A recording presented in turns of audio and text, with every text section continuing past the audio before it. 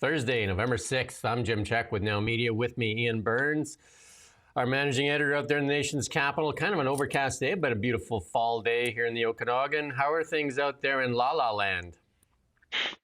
Not nice.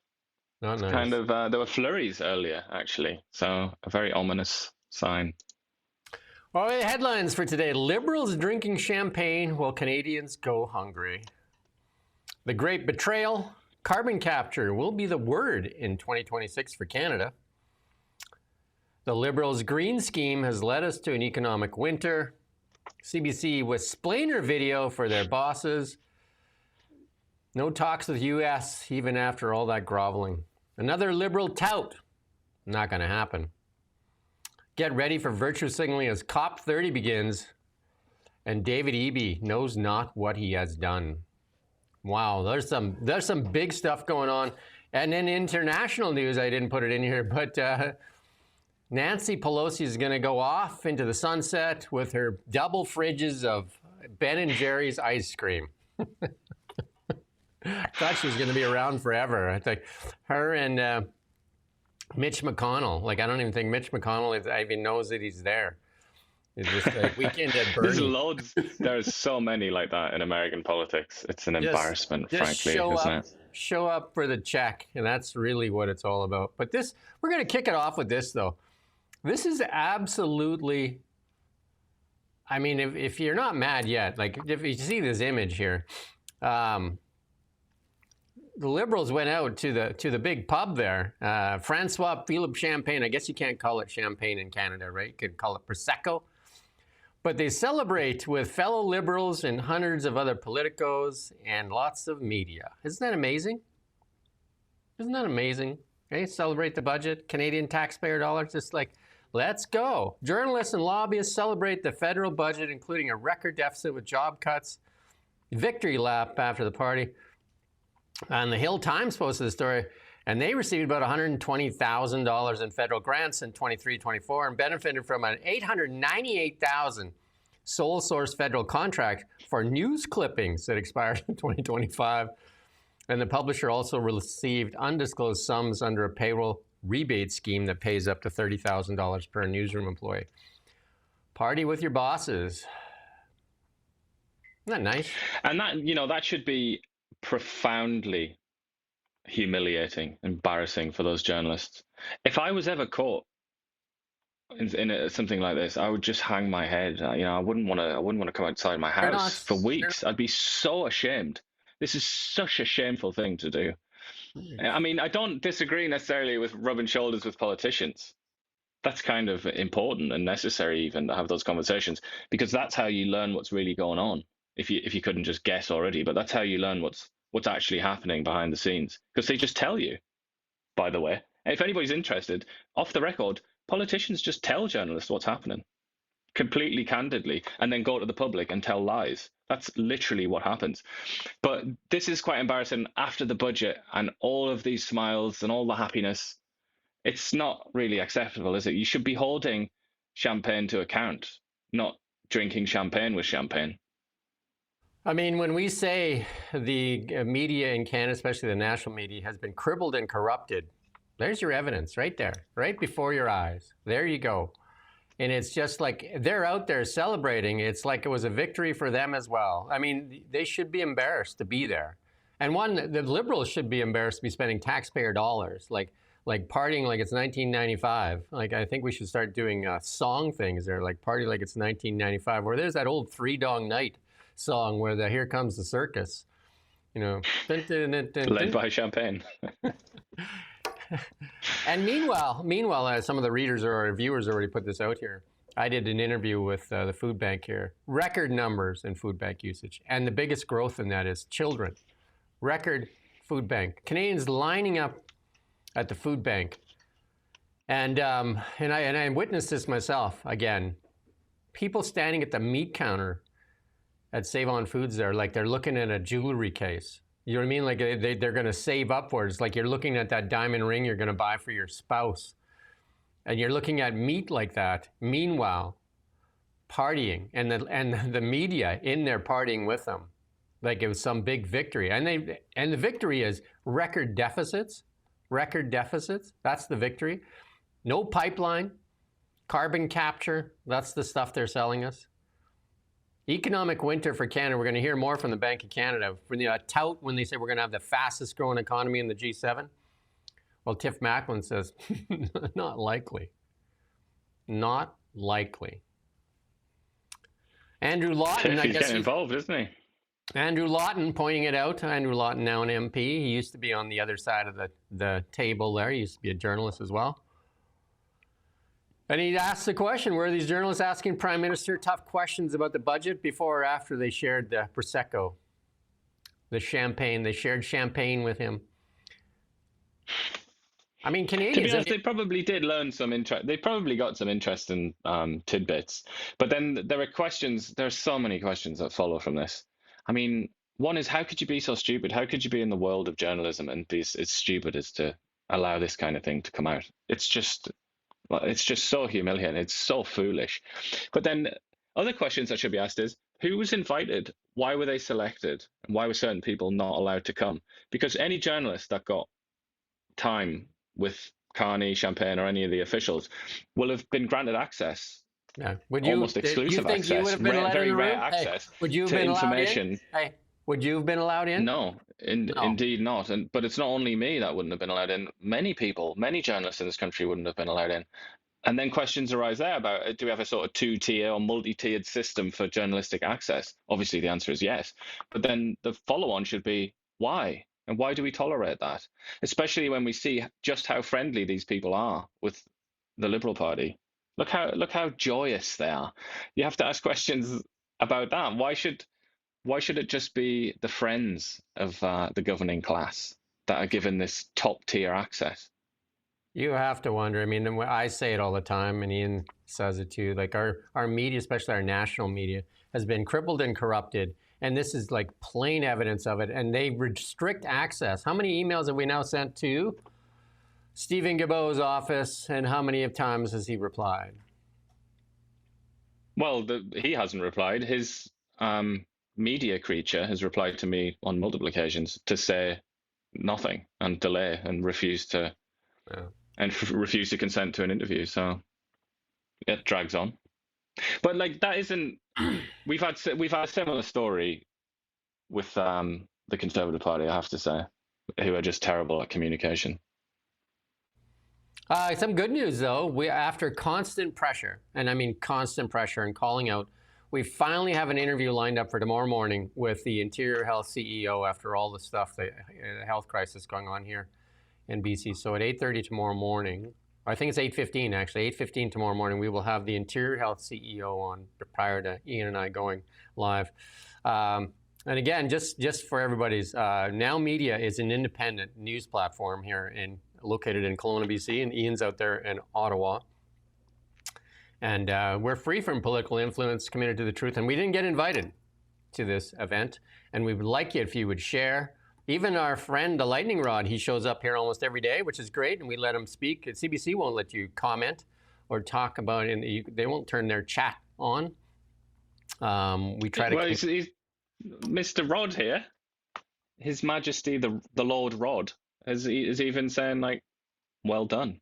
We got a compliment. There you go. See, our job here is to try to win Lightning Rod over and get it. That's basically the purpose of this show.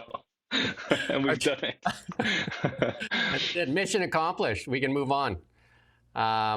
This is absolutely atrocious, though. This is something that people, I mean, the Liberals should be ashamed of themselves. Actually, here's another one. Locally, we're putting up the story for Stephen Fuhr here.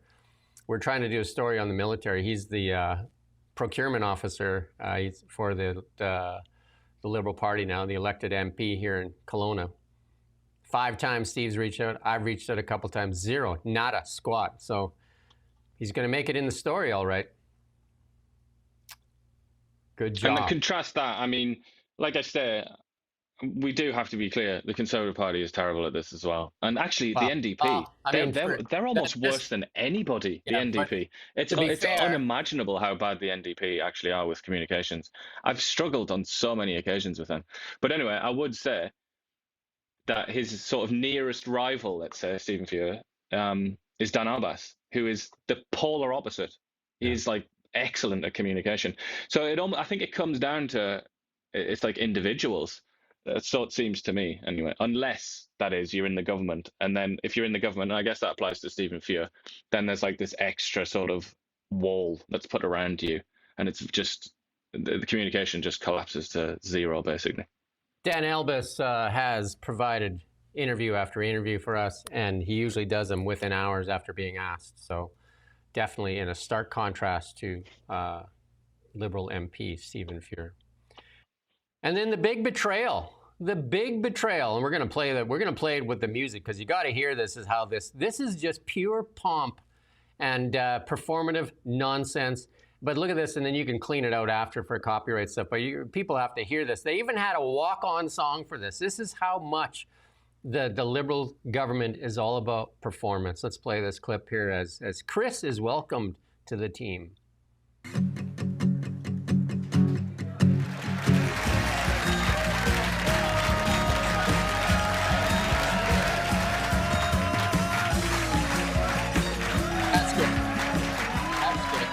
That's good. Like, look, there's a reason that they say politics is showbiz for ugly people, and that's the reason there. Look at that. that is. Look at Sean Fraser as well. Sean Fraser is like, if we're starting up a circus, Sean Fraser is in the circus, isn't he? He's like 9 foot tall. It's just a bit. It's too much, Sean. Hey, did they practice that, like the Carney and swagger as he walked in? That's the best swagger move he's done so far. Like, he's definitely.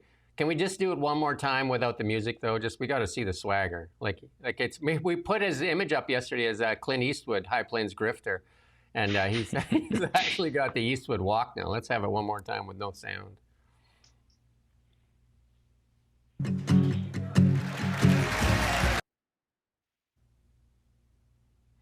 Oh, you're missing. You got to get the first part there, the walk on.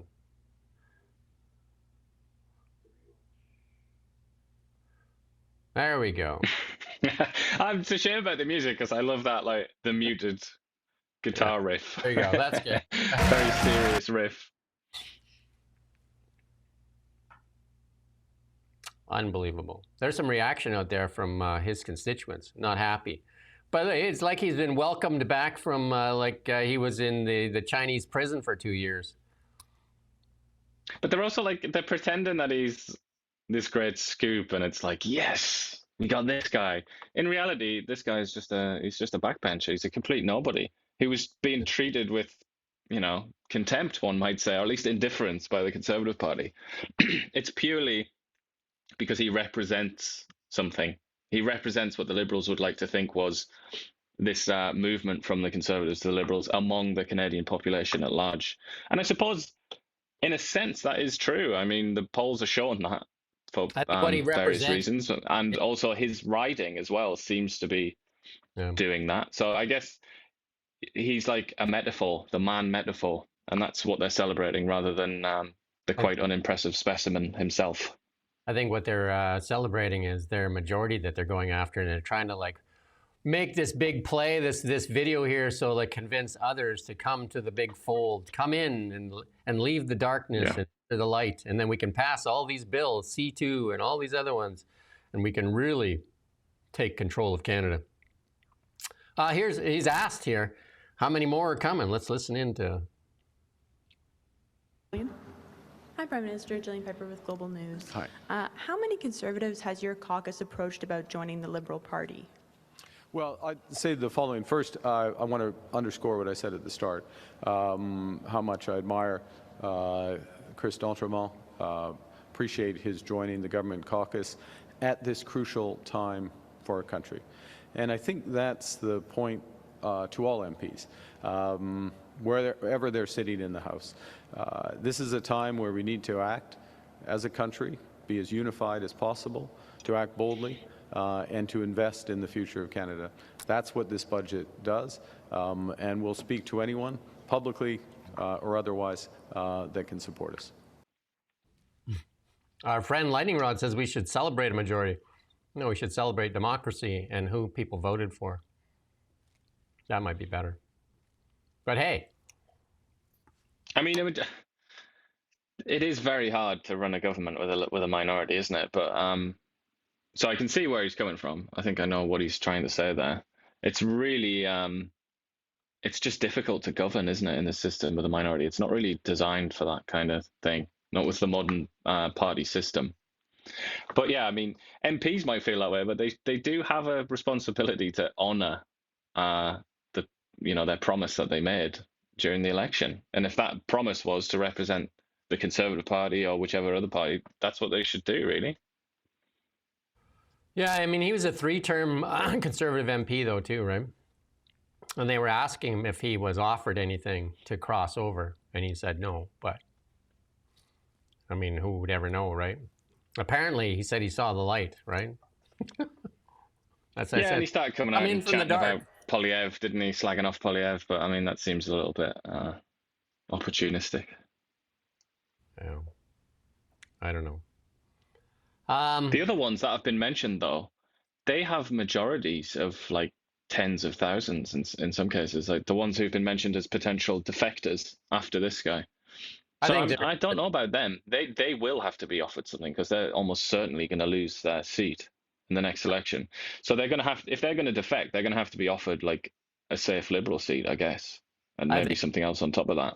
They're just playing this up and hoping that some will come with it. I think that's more the game here. But moving on from that, from the great betrayal, is Tim Hodgson. Fresh with his new book there, his new book. And what's he talking about? Let's see. What do you think Tim would talk about? Oil pipelines, obviously. That's what he loves most, isn't it? Get ready for it, Canada. Carbon capture, energy competitiveness, supporting sustainability through carbon capture and an updated regulatory pathway that keeps Canadian energy competitive. Competing against who? Who has carbon capture? Americans signed 3 deals already in LNG. If we can help you, Japan, South Korea, Germany, no carbon capture plan. Russia, still selling oil and LNG to everybody, including the Europeans, no carbon capture plan. So who are we competing with in this carbon capture plan? Who are they? It's quite mad, isn't it? Are we competing? I mean, there's only a tiny handful of countries that have industrial carbon taxes or carbon taxes of any kind as well. It's not like there are other areas where they excel. Canada's kind of on its own, or at least in a very, very small group of countries. I'm sure Saudi Arabia is maybe putting their plan together. Maybe the Norwegians are doing it. No, they're not. The Saudis, to be fair to the Saudis, they have the possibility to achieve net zero in terms of their grid, at least in a very short period of time, because they've got so much sunshine. They could just and it's also just the desert. They literally have a massive part of their desert called the empty quarter because there's just nothing there. They could just set up a solar. I mean, and they've talked about that, haven't they, with like that Neom or whatever, that city that they were going to build. I don't know who. But yeah, they haven't actually done much concrete. So somebody's saying, I don't know who doesn't grasp math there, but I'm not sure Lightning Rod who's saying doesn't grasp math, but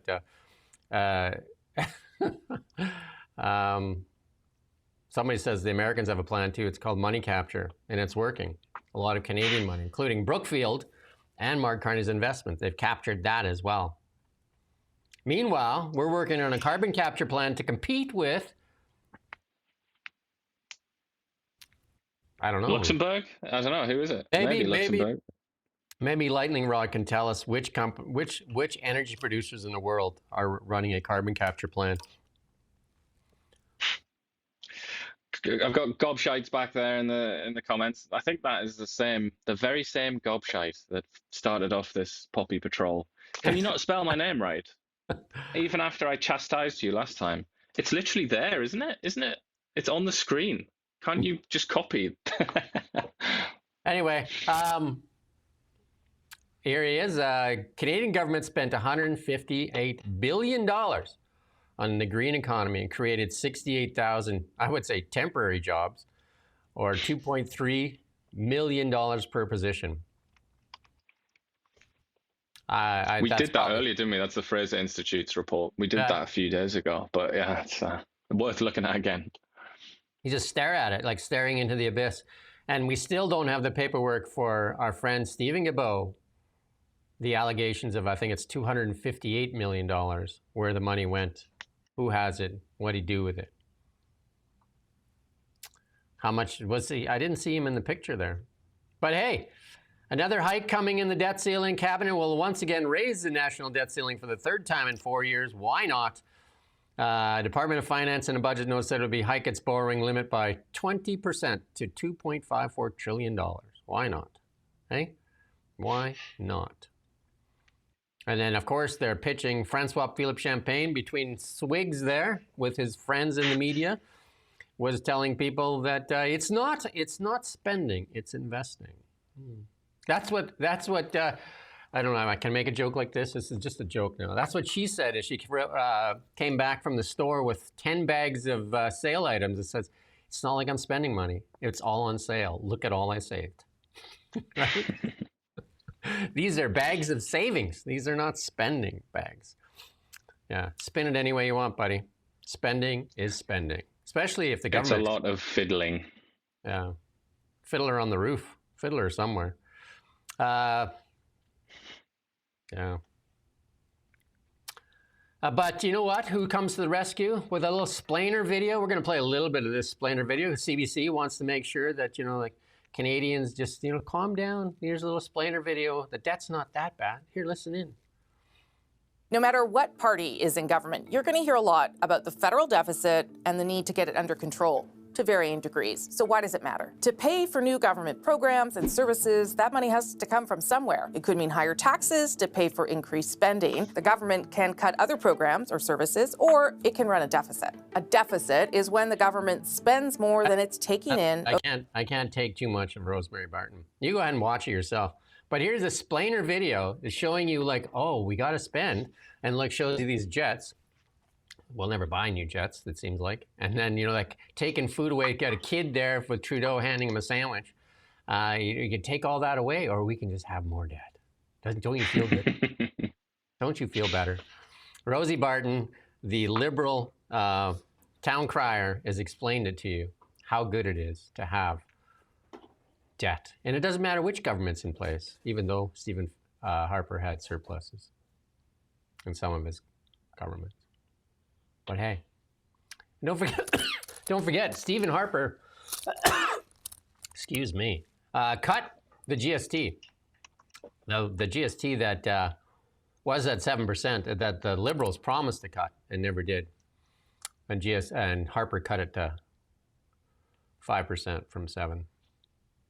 I can't wait for this government to decide that it's going to go back up. That'll be one of the things they're going to do at some point here, because they're running out of money and options. And to put it in perspective, NVIDIA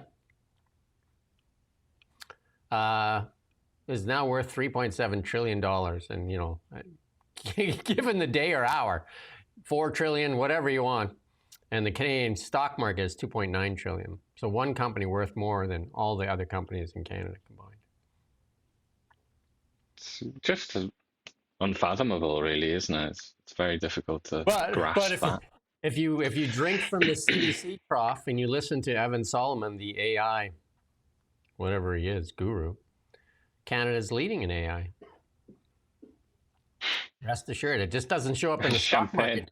Hey, it just doesn't show up. Champagne this morning as well, delivering a speech, said Canada was the first country in the whole world to have an AI strategy. And he kept saying that. Can you believe it? The first country in the whole world. It's like, oh, okay, well, that worked out well for us, didn't it? We now dominate AI thanks to that strategy. That's like saying there was a restaurant across the street from the first McDonald's. His name was like Bob's Burgers, and Bob never did anything. And then McDonald's proliferated the world and say, well, we were there before. Doesn't mean anything. Even if that's true, Francois, means nothing. There's the pudding right there. There's the pudding. 3.7 trillion just for NVIDIA. You want to add a few more to that? Meta, Google, and that isn't even an AI company. Microsoft. Is it? Just who? I'm saying NVIDIA isn't even an AI company, but obviously their boom is related to. Well, they're part of it. AI. But they are doing some of it themselves, but they are the picks and shovels. Really, that's their main function. They're the picks and shovels for AI. Yeah.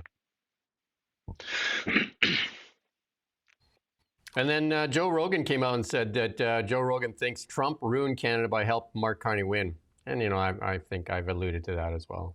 Did he actually see if he could disintegrate Canada by propping up Mark Carney? Because something's weird in this whole thing. Something's absolutely weird in this whole kind of like talk tough about Trump and then bend knee when you're there.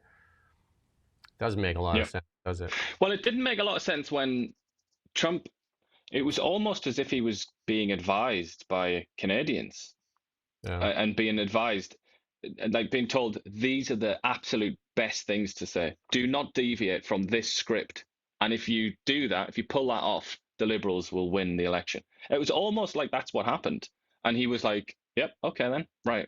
51st state, and just all the rest of it. It was almost like a psychological experiment or something like that. And it came off beautifully.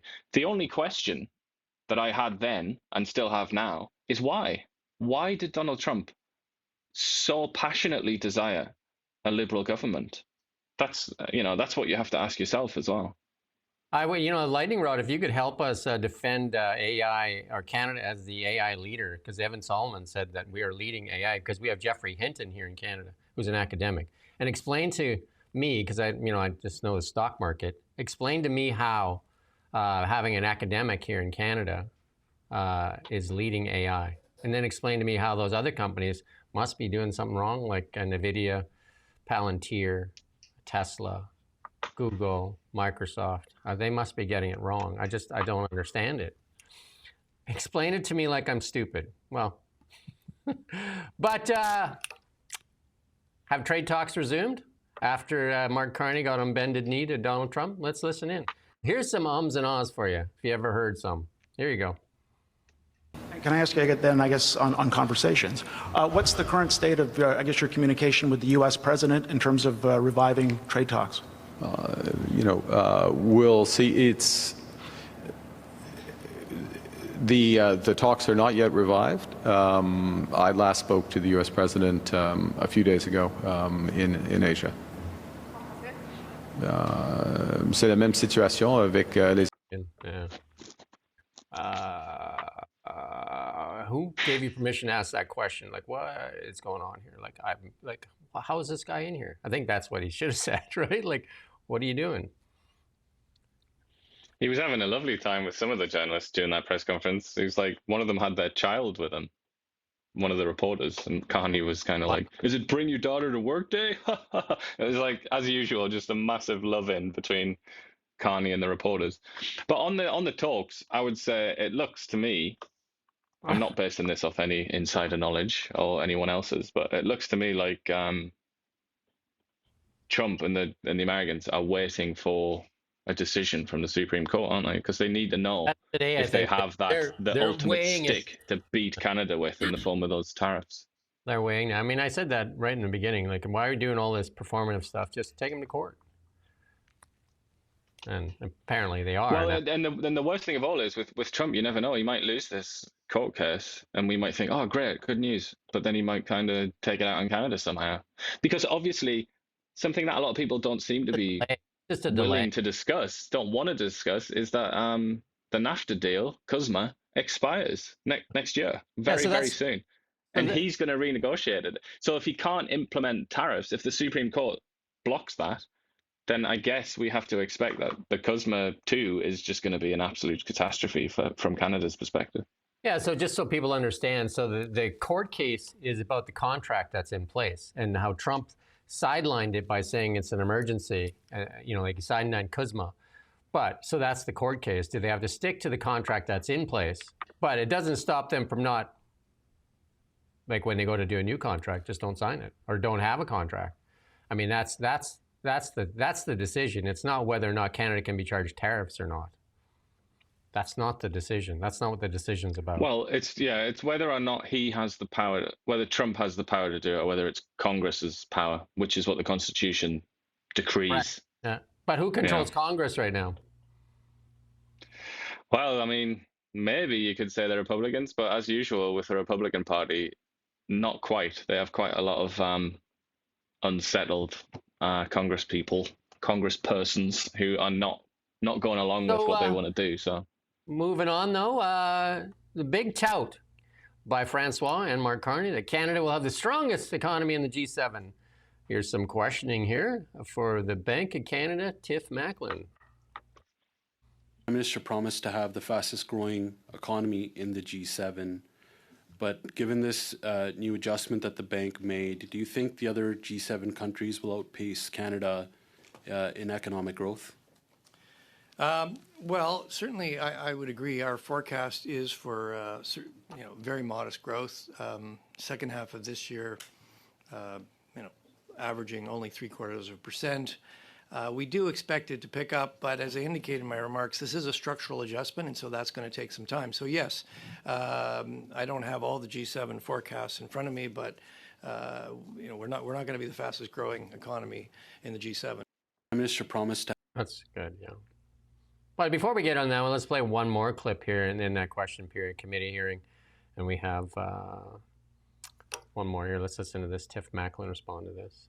And Mr. Macklin, in your most recent monetary policy report, I'm going to quote a section there. It says, weak growth is likely in the second half of 2025. After contracting in the second quarter, GDP growth is estimated to be about 0.75% on average for the second half of the year. So when we look at it on a year-to-date basis, is it fair to say that performance is basically neutral for our economy? But of course, the Prime Minister is promising Canadians that he's going to be building the economy at unimaginable speeds not seen since the Second World War. So I did a bit of research, and it looks like Canada's GDP growth following the years of the Second World War were between 6 and 7%. So based on your forecasts, when do you expect that we would achieve that 6 to 7% GDP growth? Forecast goes out about 2 to 3 years, and we don't achieve that. We've got, I think, 1.2, 1.1, and 1.6 in 2027. And what do you think the economy would need to achieve that 6 and 7% GDP growth? If we want much higher growth in the economy, we're going to need much higher productivity growth. Okay. So when I read the news, I see that auto manufacturers have relocated investment to the U.S., some big names recently. Housing starts in Toronto specifically are at 30-year low. Bottling companies are also moving operations to the U.S. And of course, small businesses have been heavily impacted because of the U.S. tariffs. Given that, do you believe that our economy is growing at unimaginable speeds, like the Prime Minister has mentioned? At a what speed? Unimaginable. Unimaginable. Well, I'm not really going to put it on. I mean, you can decide on the adjective. I mean, our forecast is 1.1, 1.2, 1.6. So, and she has a background. That was a bit. She was playing dumb there in a way that I found a little She bit. was trying to get him to say unedifying. She's trying to speak to the common person, though, because she does have an economics background, right? Well, I mean, okay, but I'm sure she's not stupid enough to actually sincerely ask that question. Like, when do you think we'll get 6 and 7% growth, like we did after the end of the Second World War? Never. If you've literally spent 10 minutes watching YouTube videos on economics, you know why that's not going to happen. I mean, it's just a completely stupid question. So I think better frame. In the same way that often Liberal MPs insult the public and insult democracy, I think that's what that is as well. It's just an insult to the average Canadian. I think the better framing it is because I mean, Tiff Macklin is not going to jump on the touts, right? Just like, like the government is talking 6 and 7%. Is that doable? And he's going to tell you it's not. It's 1.1, 1.2, 1.6. But the government aren't talking about that, though. That's the other thing. Like, nobody's talking about 6 or 7% growth. Not even China's talking about that. It's not possible. It's not going to happen. But He there's did. more chance of my head exploding live on air in the next 5 seconds than did. any major country getting 6 or 7% growth in the next 10 years. It's been implied by saying it's faster than what happened after the Second World War. That's what the implication But they is. haven't said that. They've said it's like that. We're going through a situation like we did after the end of the Second World War. It's not the same thing as saying we're going to have 6 or 7% growth. I mean, we've got to have standards, in political life. And if we don't have standards, then we just have this, whatever this is. It's just a waste of time. It's just theatre. I mean, I would say this is like theatre for stupid people, but it's not. Even stupid people wouldn't tolerate that. I mean, anybody could see through that nonsense. The fact is, it's slow growth. That's what we can expect. That's exactly, as you were saying, that's what it should have been focused on. Yeah, it's that slow point growth, alone. and it won't be the fastest growing economy. That is the touts they have made. The fastest growing economy. Yeah. Definitely. Rather than this nonsense about the Second World War, when back in the 1940s, when Canadians were having children, can you believe it? Canadians used to have children, and when you have children, your economy grows. Surprise, surprise, everybody. Well, here you go. Crown Bank. This is from Holly Jones Blacklocks. Crown Bank Farm Credit Canada Regina faces new scrutiny on its loan portfolio. Guess why? Its Farmers Bank is too white.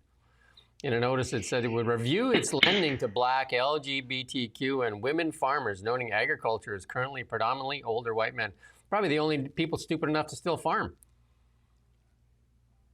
Because nobody wants to farm. Farm operators are predominantly... can't believe that. Like, can you believe that we share the world's oxygen supply with these people who are this stupid? Listen to this. Farm operators are predominantly older white men, and farm families tend to have higher average incomes compared to all Canadians. Traditionally, underrepresented groups such as women, youth, Indigenous, LGBTQ, and Black and racialized entrepreneurs may particularly benefit from regular legislative reviews to better enable Farm Credit Canada line. Who starts farming these days? Nobody wants to go into farming. Like who in a city says, man, I would like to go out there to Saskatchewan in 45 below weather and start growing wheat or canola. But hey, I'm honestly, like, as is often the case, I am experiencing physical pain right now as I try and process this stupidity. It's like coming through waves, reverberating through my skeleton.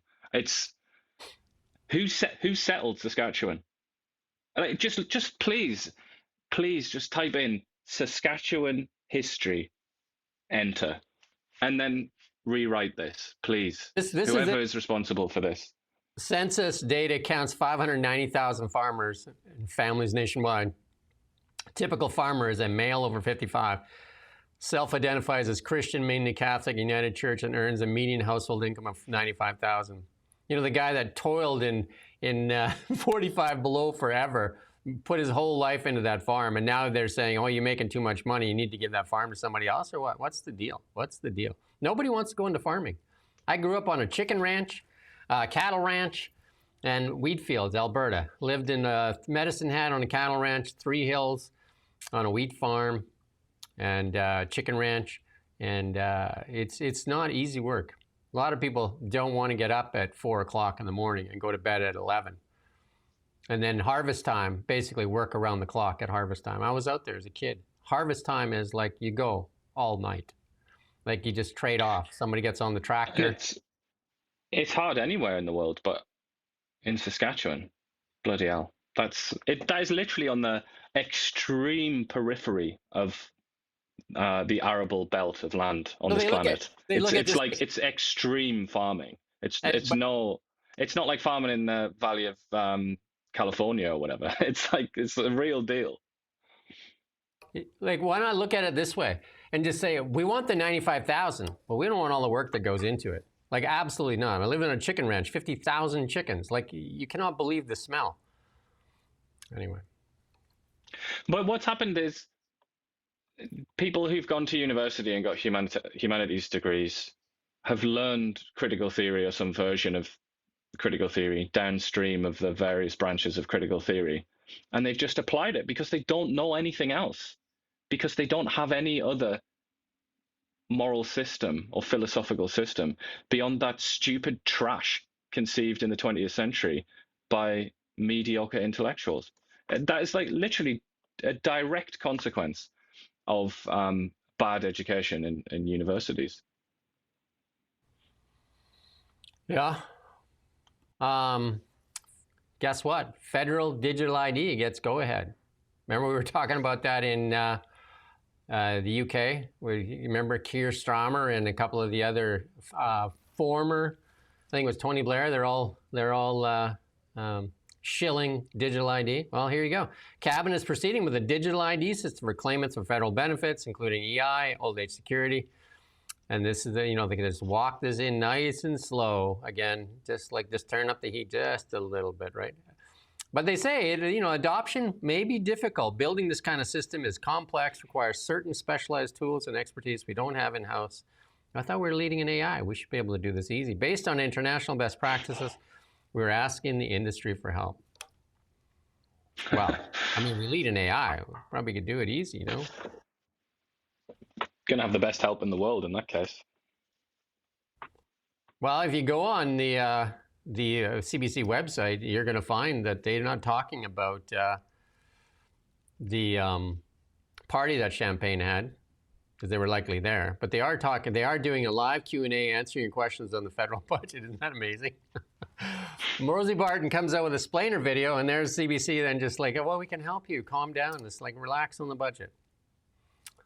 Nice. And here's some more from Holly on the Blacklock's House OK citizenship bill. The Commons yesterday, and a vote of 177 to 163 passed a cabinet bill granting citizenship to the grandchildren of Canadians abroad. And that followed a debate that saw MPs clash over Canadian identity. Without national identity, integration is impossible, and the collapse of our entire country is inevitable. That was from Conservative MP Michelle Rempel-Garner from Calgary. We need to put more value on Canadian citizenship. Bill C-3, an act to amend the Citizenship Act, would grant citizenship to the grandchildren of Canadians abroad. It followed a 2023 Supreme Court ruling limiting citizenship. It's mad because first-generation children. They copy the British in almost everything, but even the British don't do this. Yeah. Very few countries do, actually. Italy is one. Wow. Italy's one of those countries. Ireland does it, I think, to the grandson, but then stops. Because I've looked into that because I got Irish forebears and Italian forebears, and I've investigated a lot of this. But yeah, the British don't. So my kids will have access to British passports or citizenship, but not their kids. But Canada's saying that, if it was the reverse, then it would continue all the way down. So basically, if a Canadian went to Britain, let's say, had kids, their kids would be citizens, then their kids would also be citizens, even though they would know nothing about Canada. At that point, one would assume, it's just like, oh, my granddad's Canadian, but, there's your passport, son. Well, Canada doesn't like not having a space program, so they're talking about they're budgeting $182 million to establish a sovereign space launch. Good luck with that. $182 million to start. Pocket change, isn't it? SpaceX does about, I think it's like in the high 80s, 90s of all the space launches in the world. But hey.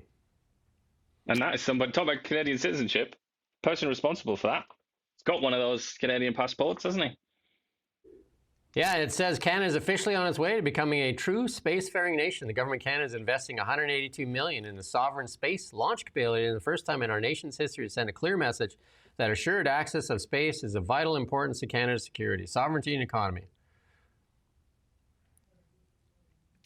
How about just buying some jets? Hey? Or some subs? How about something? They're also saying that they're going to put it in Newfoundland, the spaceport.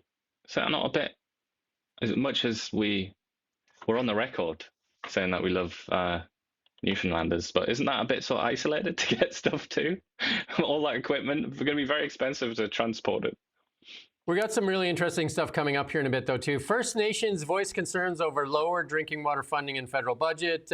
Remember, Trudeau promised everybody safe, clean drinking water and never lived up to that. Back in Canada, First Nations leader complained about Mark Carney's first budget doesn't set enough aside for cash to help them provide clean drinking water to their members. The budget promises $2.3 billion over 3 years, which is on top of the $5 million spent since 2015.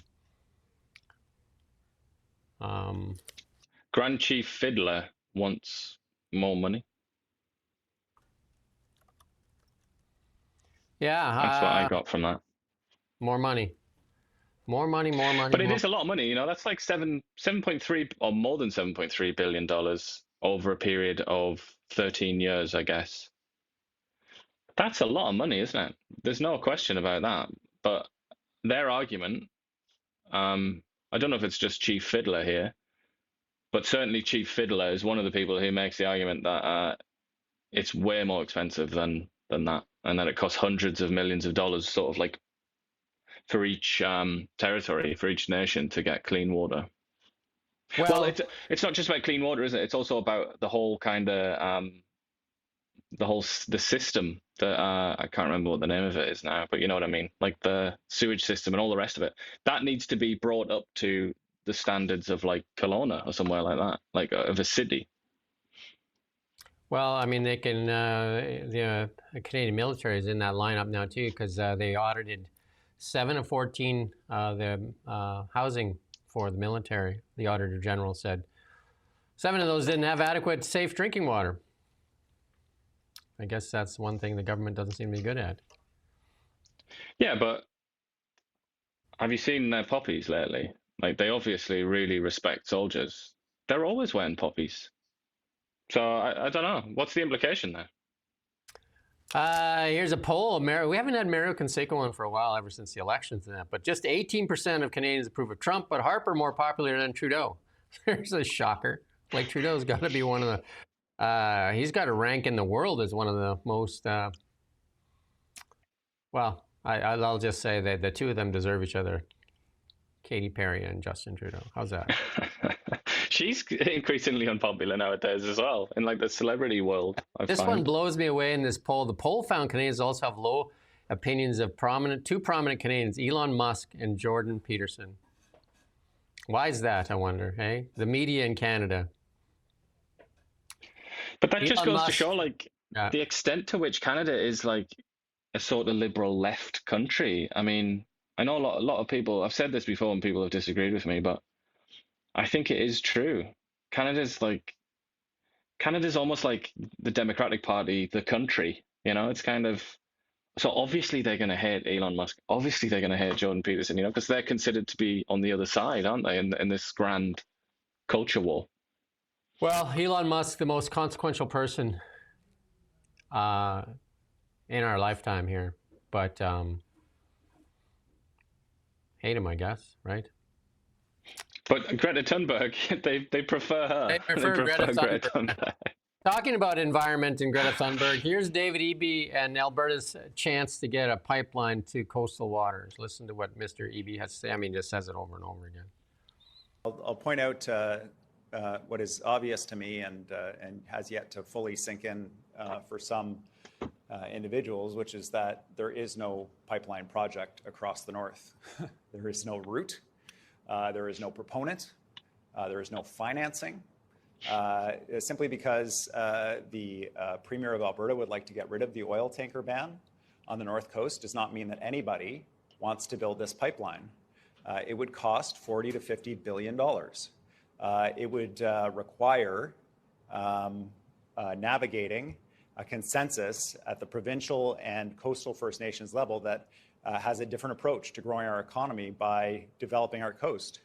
And so I'll be blunt, I don't see any prospect of a pipeline unless it is fully taxpayer funded and the federal government forces it through over provincial and Indigenous objections.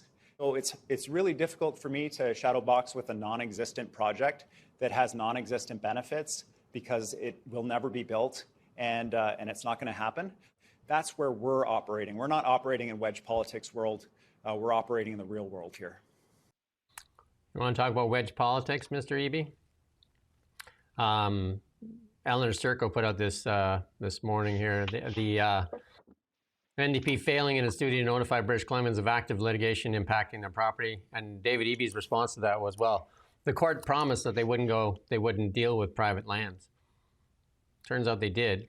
And then here it is right now. First Nations claims entirety of Kamloops and surrounding area.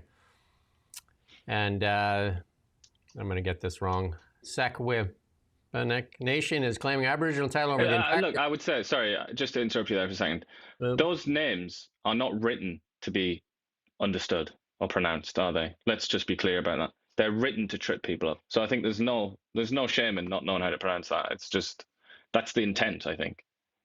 They're claiming the title over the entirety of the city of Kamloops and surrounding areas, according to a document unearthed by an independent MLA, Eleanor Sturko. The Surrey Cloverdale said there could be hundreds of similar claims that are filed, and we don't know because the government has so far refused to notify property owners. She's calling on the BC NDP to come clean.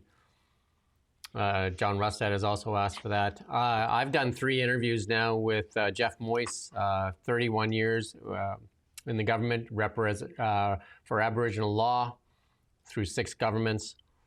And he's going to come on, I think, next week. He's just reading through some of the other settlements here. And this thing could get, I mean, there's talk that banks aren't refinancing some of these properties right now. So David Eby's opened up a can of worms that calls into legitimacy of British Columbia and the Crown. Because the Crown I'd say it isn't just David Eby. I mean, this didn't just happen all of a sudden. It's his predecessors as well, and also people federally who are responsible for this, including Justin Trudeau. This has to do with DRIPA. And so that's what he said. That BC did not have to adopt DRIPA, and it did. Undrip. Yeah, and then DRIPA, undrip. There's 2 parts of it, I guess. And then sounds like a rap lyrics. And he said it's not part of our constitutional law, so they've made a mess with it. And the bigger part is that they've done all these negotiations behind closed doors. The Haida for the Haida decision, that was done behind closed doors and was just announced. And what they're calling for is for this to happen out into the public forum, so people can at least have the right to defend their property. And that wasn't offered to those people in Richmond, so that it could take 7 years for that thing, for a final decision by the Supreme Court of Canada to be handed down. In the meantime, I guess the lawsuits will start piling up for the government of British Columbia, because the only recourse, when I talked to Jeff Moyse, the lawyer there, is sue the BC government. Because what else are you going to do? And where are they going to get the money to cover? I think it's about $2.7 trillion of the property here in Canada, private property. But Eby said that as well. He said, oh, this is our responsibility. First Nations have said, yeah, it's BC government. It's like everyone's saying that. But yeah, you're right. Where's the money going to come from? But look, you're also right to what you were talking about, Jeff Moyse. I think you're talking about the sort of legal regime that currently is in place. That is being spoken of by David Eby, First Nations, Eleanor Sturko, even to an extent John Rustad, less so, but to an extent John Rustad. That is being spoken of as though it's the moon or something like that. It's as like, you can't touch it. It's the moon, mate. But it's actually, no, it's not. It's very recent legislation in many cases. And we have, as we talk about a lot, we have here the Westminster system, which means Parliament is sovereign. Parliament can basically do anything that it wants, up to and including getting rid of the Constitution. It can do a change in the Constitution. It can do anything. But where is the politician coming out and saying, we need to change the law here? Because this is Canada. This is one country. This is not hundreds of countries. We can't tolerate this split sovereignty. We can't have it anymore because we made mistakes. In the 20th century, in the early 21st century, we got ahead of ourselves. We got a little bit excited and we made a lot of mistakes, legislative mistakes. Now we're going to change them. So now you're going to be, don't worry, we're going to restore property rights. Canada will be a country. Don't worry about it. It's not like sovereignty won't be in question anymore. But nobody's saying that. No, yeah, and more surprisingly, I think, is Eleanor Sturko. She's sniping at this. She knows how crazy this is, but she isn't coming out and saying, we need to change the law. We need a recognition of reality rather than some fantasy based on what was going on in British Columbia in the 1820s or something like that.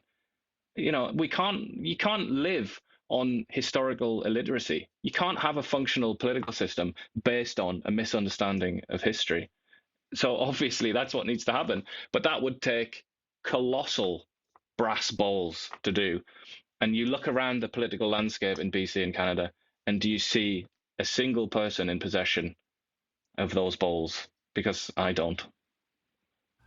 I think right now Canada's heading into an economic winter. We don't even have one nation. We have a bunch of fractured provinces, and all we see is a bunch of infighting. And then within those provinces, we also see a bunch of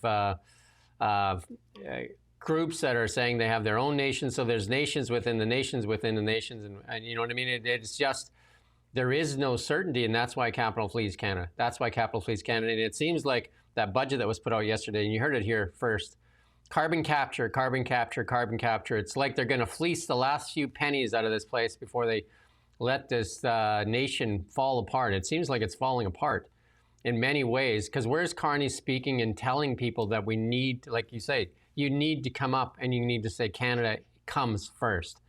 Canada comes first. Comes before David Eby. David Eby, take a seat.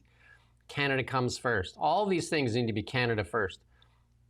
Mark Carney's not talking about that. If you read that budget, the pillar in that budget is carbon capture and the lifting of the emissions cap for the profit of, what, a few companies that are going to start charging carbon credits? But also, just to go back to you mentioned wedge politics. David Eby mentioned wedge politics, didn't he? A definition of wedge politics, for anybody that maybe has forgotten or doesn't know, it means to go in to another, your opposition's support base, put a wedge in between them on an issue to get them to be divided so that your opposition is divided. I find it so funny that he references wedge politics like, we're not playing wedge politics, we're in reality, in his usual sort of catty camp fashion. And yet earlier on in that speech, he said, he literally, it was like a dictionary example of wedge politics, where he said, we don't want a pipeline on the BC North Coast. And actually, that's what conservatives have always wanted. And many conservatives today also feel the same way. It's like giant wedge between the conservatives. It's just like the audacity of this individual, Mr. Dave Eby. It's just, obviously, this is pretty run of the mill, isn't it, for politicians nowadays? But I just find it with Eby, he often contradicts himself like one sentence later. There's just no shame. It's almost as if like nobody's listening to him. He's running out of ideas, that's for sure. It looks like they might be the end of the road for these ostriches that have got international attention. But the appeal has been dismissed, meaning the Supreme Court will not hear the Universal Ostrich Farms case. That means there's no legal obstacle standing in the way from culling of these birds. The Supreme Court did not provide an explanation for the decision, writing simply, the motion for the stay of execution is dismissed. So obviously a lot of reaction on the internet. There's a lot of people that are really strongly attached to these ostriches, and that's so now I guess the CFIA is now free to dispose of these 300 ostriches. Last I checked, yeah, that is and they've said they're going to. They instantly, like they'd already written it. They'd already written the statement clearly, and they just pressed send. Yeah. As soon as the Supreme Court released that decision, they said, yeah, we're going to go kill them. We're going to do it. But when I'm looking at all the videos, because obviously this is like a social media bonanza, isn't it? This the ostrich thing, and it doesn't look like it's happened yet. But I don't know. This is a controversial view, but I mean, I kind of feel a little bit of pity for the people who are going to have to do it, because I'm sure there's a reasonably high chance that they don't want to do it, and they're doing it just for like to keep their jobs or something like that. And they're going to be like scrutinized in an extreme way, and people are like, you know, you'd have to call them threats of violence are going all over the place against the Food Inspection Agency. So I hope that it doesn't become violent, but there's kind of the prospect of that. We've asked for several interviews, talked to one guy here locally, and we were actually going to live stream their event here in Kelowna, and it was scheduled. They were doing it at one of the local pubs, and then it got kiboshed because a lot of local people stood up and didn't want it here. This thing is turned into this political football. Like, it's almost like the right versus the left, and I don't understand it. To me, it seems to have taken on a life of its own and on like political extreme on both sides. I think it's class as well. Class is something that's not spoken about very often in Canadian society, but I think there's a real class element to this. And if you listen to the woman, Katie, whatever her name is, people know who I mean, I'm sure. She's like the main spokeswoman. If you listen to her speak in the language that she uses, it reminds me rather a lot of Tamara Lick, or Litch, whatever, however you pronounce it. It reminds me a little bit of the convoy. The language that she uses, she's using she has the perspective of, I don't know what you want to say, like working class, ordinary sort of Canadians. And it's the same language, and I feel like a lot of people in places like Vancouver and Ottawa and all the rest of it, they hear that and they're just like, oh, these peasants. So it's like, I really think there's a big class dimension to this. And that's kind of one of those things that plays out in the periphery of these kind of situations. Because undoubtedly, the trucker convoy was kind of like a Marxist would have a whale of a time studying that. It was almost entirely class-based, I think.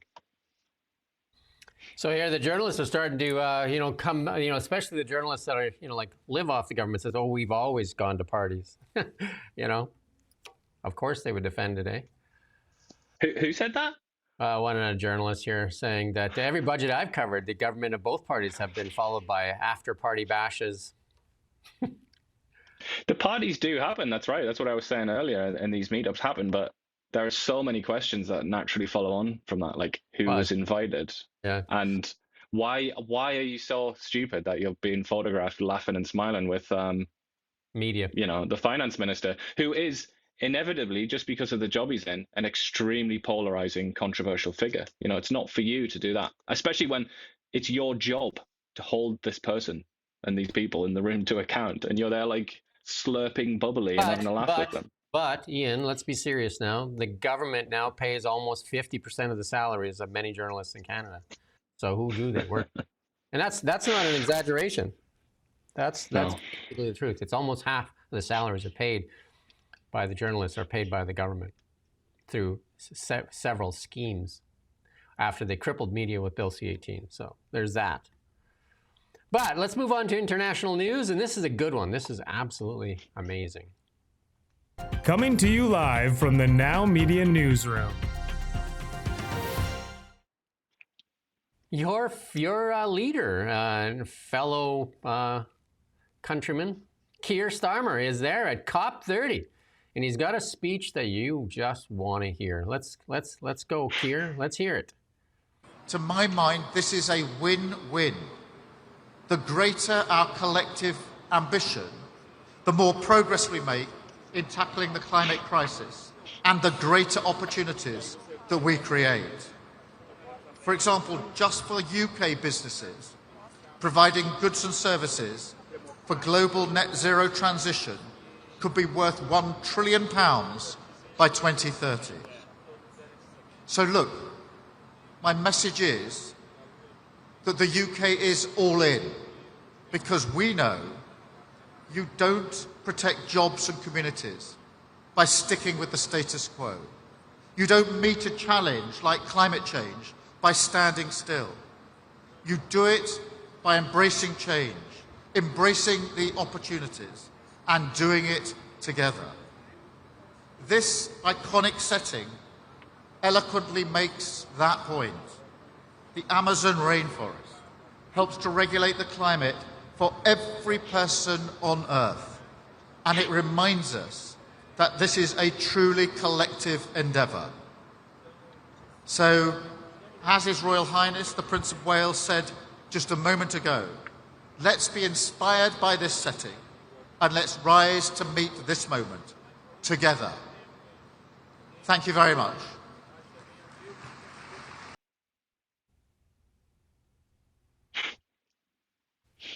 So we're all in. Let's protect the Amazon, and yet there's $125 billion US dollar fund for trees, literally for the Amazon. And Keir Starmer says we're not giving a single penny to that. We're not going to. And the reason he said is because our economy is garbage and we don't have any money. So, I mean, again, talking about politicians that contradict themselves, like in different sentences, consecutive sentences, we're in a really difficult time. Everybody acknowledges that. Even Melanie Jolie has figured that one out, that we're in a really strange time in history, and it's very difficult. And these are the leaders that we have, you know.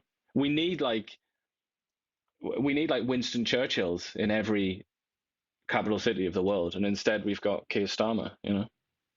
What I can't figure out, though, is if they're worried about their carbon footprint all the time, have they not heard of Zoom? Why don't they just Zoom and they're just standing on the stage? Why do they need to all fly there in private jets, clog up the runway?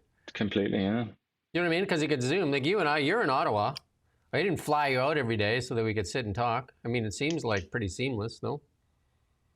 Exactly, and everybody does it nowadays. And their dreaded enemy, whom they despise, Elon Musk, always does that. He always phones in. He doesn't fly around the world. He always phones into his conferences. But, you know, they go, and Melanie Jolie knows how to rack up a food bill like none other. You know, Anita Dan's there, and Mark Carney's going to speak, because this is their glory. This is glorious for them, because Mark Carney. I can't believe they're still doing this. I can't believe they're still. If you think their champagne at Champagne's party was over the top and a bit luxurious, they're going to be having. Imagine the canapes just for a minute. Just imagine. And they've been doing this now for what seems decades. They just do this again and again and again. And then the head of the UN comes and says, everybody's evil, you're all horrible. And then the Chinese come up and say, like, the most important thing, I would say, in this whole conference, the Chinese send some, like, minion, a vice premier to come, and he says, oh, yeah, we're not going to lead. Rich countries need to lead on emissions reductions. See you later. But here, hey, wait a second, though. Wait a second, right there. Because wasn't it just Mark Carney when he was in Southeast Asia there, he made that speech that Canada and China are lead the world in climate change, that's what they have in common. That's what So don't be slagging on China, because, like, according to Mark Carney... Canada and China, yeah, because they make the wind turbines and we buy them. That's how it works. Yeah. It's pretty obvious. Forgot to mention the coal. But hey, Prince William and other world leaders gather in Brazil there. So Prince William, of course, along with all global dignitaries, have convened at COP30. I doubt if Trump shows up there, unless he's just going to do one of his scathing speeches again. But I doubt if maybe he'll. No, he's not due to be there now. On climate change, and the UN Secretary General, he's going to be Antonio Guterres, accusing world leaders of moral failure over carbon emissions. He loves to virtue signal, that guy. The most important country in the world when it comes to emissions, China, sent only a vice premier. Why, he should just read Mark Carney's notes, the speech there. China leads in climate change. Like, I don't know what Antonio Guterres is saying. It doesn't make sense, does it? Does it make sense to you? It makes sense when you think about what their personal interests are in their lives and what they stand to gain from it. I mean, Guterres has been accused of being the worst Secretary General in the history of the United Nations. And when he says things like this, you can believe it, you know? You can see why somebody would make that accusation, because all he does is berate countries for things that they, in many cases, aren't even responsible for. Like, it's the Western countries, the developed countries, that are doing most of the heavy lifting on climate change or carbon emissions. And he just constantly wags his finger at them while he lets China off the hook, while China's responsible basically almost single-handedly for what the dire straits that we're in. If anybody's really worried about the climate, they should at least listen to what Elon Musk has to say, because he does have solutions. Then we're going back. I think Iain put this in here. China, Jensen Huang, did, that China's going to win the AI race. But according to Evan Solomon, Canada's going to win that race because we lead in that area. But the reason... But look what he says. Like, the reason it's going to win, you ready for this? Thanks to lower energy and looser regulations. Well, that's happening in the U.S. now. They're loosening regulations and fast-tracking energy. But you need a lot of it, because that's one thing. Like, if you want to do a math equation, energy plus investment will lead to AI. Canada lacks in both of those. Willingness to put it has energy, but it won't put it into play, plus investment. Those two things are missing. As they would But I'd say, also say plus this, right? There is a certain like build it and they will come aspect to it as well. Yeah. And yeah, we do have a lot of energy in this country, but a lot of it's energy potential, isn't it? It's not like there's a load of slack. It's not like there's a load of spare capacity. Beneath your feet. You know, in a place like BC, they've been at energy deficit for a couple of years and having to borrow energy off the Americans and off Alberta even. So, you know, it's like, the truth is there's no plan in this country to like supercharge energy production the way that the Chinese are doing. And I think that's what Huang is getting at. I mean, the Americans are trying, aren't they? But even then, it's, you know, you're up against China here. You're up against the Communist Party of China. Like, they click their fingers and just a power station is built in a very short period of time. Like, that's who you have to be going up against. But if we look at even what's happening in the U.S. right now, autonomous is starting to roll out with, you know, like Waymo's doing it. So is Tesla now. But they got to go state by state to get approval. Imagine that you're driving your car, and you say you're driving your car, and you cross the state line, just like, oh no, your car's not approved for this state. You know what I mean? Like, they need to start doing federal regulations in the U.S. and in Canada. Like, I think we're a version or two behind even in the Tesla rollouts, like in versions, because, you know, like Canada drags its heels on even for leading in AI. It's a far cry from even approving AI, never mind leading in AI. But it reminds me again, I have to quote Mark Carney once again, where he said, aluminum is basically two things. It's energy plus bauxite. It's like, yeah, you've got it. You're so close to getting it, mate. You're so close to getting it. Bauxite is something that you can just, you know, that's easily obtained. The energy bit, that's the hard thing. And that's true also of AI. And it looks like it's going to be true of many other industries that are going to decide the 21st century. It's all about energy. And though he said about Canada being an energy superpower, you know, where's the kind of war effort? Where's the nationwide struggle to get energy from everywhere that we can find it? I mean, I'm not seeing that. So they said it was all about climate, right? The climate emergency, and that's why you got to drive an EV.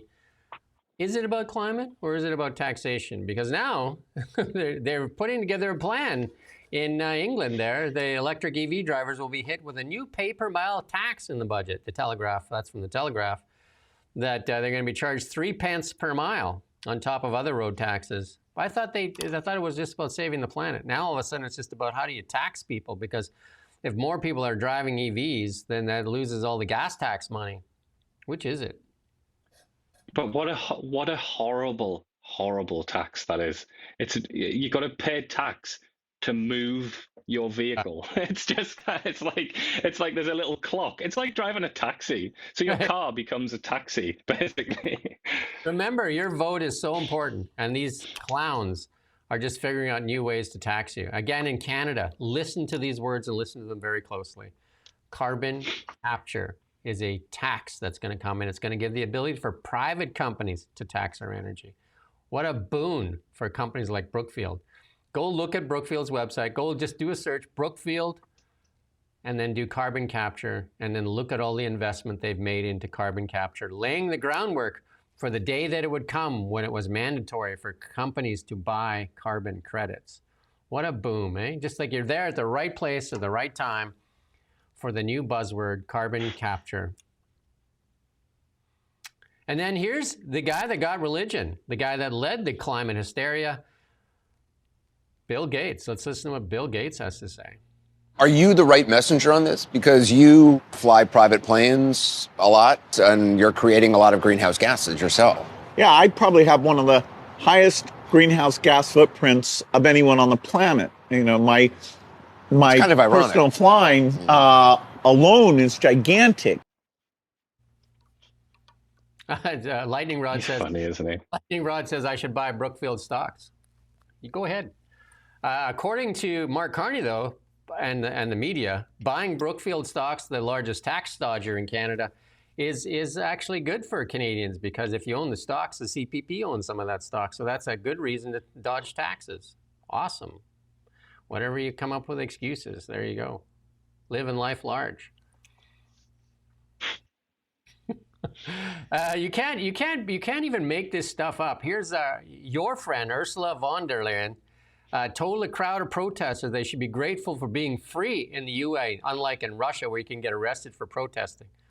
Well, at the exact same moment they arrested a protester. Look, you just play this thing. You can't even make this stuff up. Thank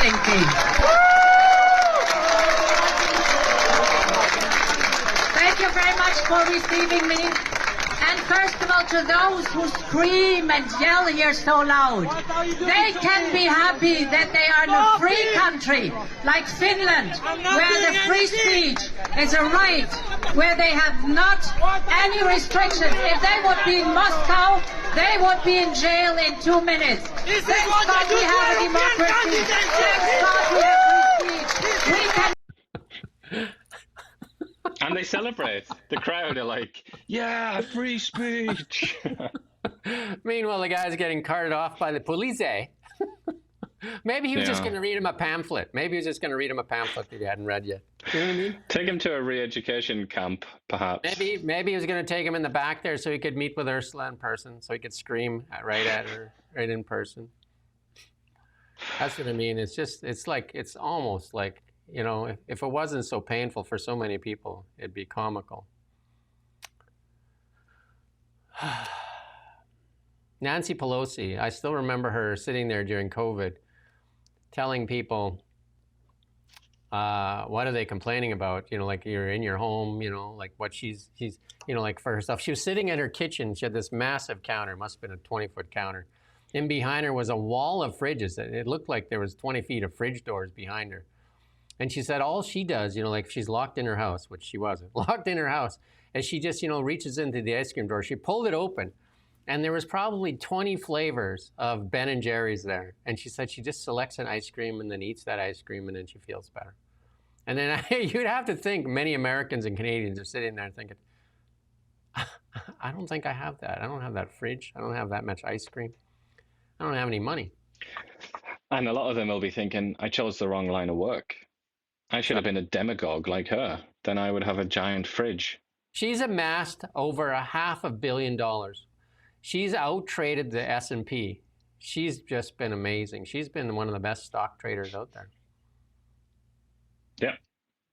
And a lot of her stuff was she's just still walking around. Amazing just timing.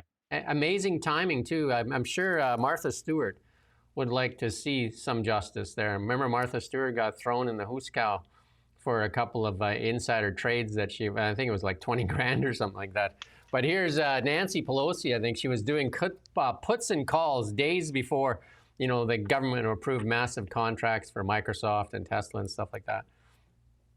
Just fortuitous, right? And this video, or a lot of this video is about just San Francisco. And it's so strange because she included in the video clips from back when San Francisco was a nice place. And I just found it, just the goal of this woman, she's been squatting there in San Francisco for 40 odd years, representing the people of San Francisco. The easiest possible way to measure whether she was a success or not is, what was San Francisco like then and what's it like now? And I would argue, and I think many other people would also argue, that it's considerably worse now than it was when she first started in politics. So what has she done for the people of San Francisco? What has she done for that place? Which, like, a place that the last time I went to that place, I had to leave early with my wife because she was physically afraid. She was too scared to be there. And she's, you know, not a softie by any means, but she didn't want to be there. She's like, we have to get out of this place. And then we've got Nancy Pelosi, like, talk about how great it's been to represent San Francisco. I wasn't going to play this, but we'll play a small clip of this. This is Mandami. He won the New York mayor race. He remember promising grocery stores and free transit and all this stuff. And the first video he puts out is pitching for send me money. Send me money. Send me money so that I can hire people, the right people, to run New York City.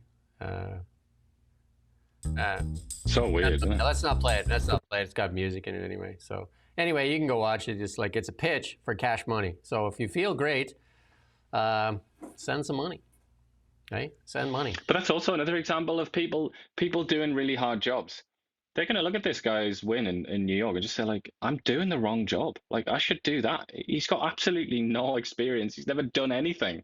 He's never done anything with his life. Nothing at all. And now he's the mayor of the world's most important city. People will be, and he's going to be unimaginably rich by the time he's done with his career. People are going to be looking at that saying, like, what am I doing? I'm wasting my time. We got our last clip here. You can caption. Let's see if anybody can come up with some captions for this photo here.